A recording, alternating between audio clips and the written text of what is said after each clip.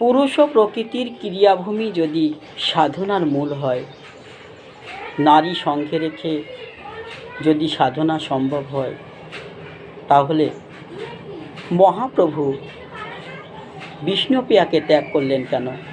শাস্ত্রে বলা হয়েছে মহাপ্রভু বিষ্ণুপ্রিয়াকে 3টি কারণে ত্যাগ করেছিলেন। প্রথম কারণ হচ্ছে যে ব্রাহ্মণ কর্তৃক মহাপ্রভু অভিশপ্ত ছিলেন। অভিশাপটা হচ্ছে যে তুই লক্ষ্মী ছাড়া হবি। তাই ভক্তাধীন ভগবান ব্রাহ্মণের কথা বাক্য রক্ষার্থে তিনি বিষ্ণুপ্রিয়াকে ত্যাগ করেছিলেন। দ্বিতীয় কারণ হচ্ছে যে লক্ষ্মীপ্রিয়া ও বিষ্ণুপ্রিয়া পূর্বে রুক্মিণী ও সত্যভামা দ্বারকার ঐশ্বর্য মার্গের ভক্ত ছিলেন, ব্রজের মাধুর্য রসের ভক্ত ছিলেন না।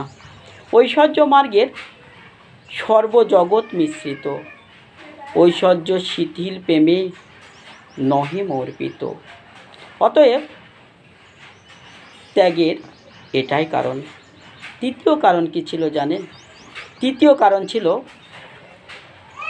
পূর্বে ব্রজের যে নিগুড় রসতত্ত্ব নিজ ধর্ম প্রকাশ ও প্রসার করিবার উদ্দেশ্যে তিনি সন্ন্যাস গ্রহণ করেছিলেন। এই রসতত্ত্ব ধর্মকে প্রচার করার জন্য চৈতন্য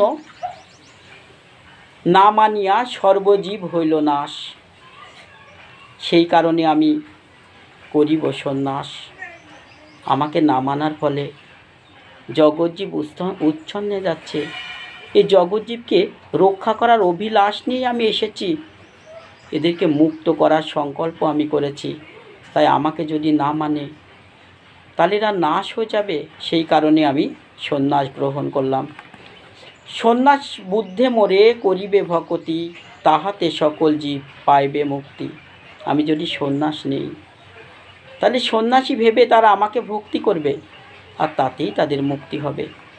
অতএব সেই সময় প্রভু স্বধর্ম প্রচার করিতে বড় বিব্রত হইয়াছিলেন।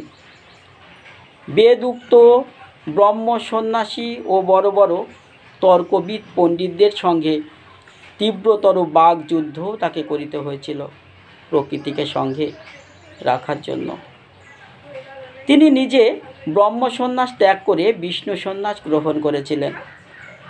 যদি বিষ্ণুপ্রিয়াকে সঙ্গে রাখতেন তবে সন্ন্যাসী ও পণ্ডিতগণ তাহাকে হীন জ্ঞান করতেন। এই ছিল মহাপ্রভুর বিষ্ণুপ্রিয়াকে ত্যাগ করার মুখ্য কারণ।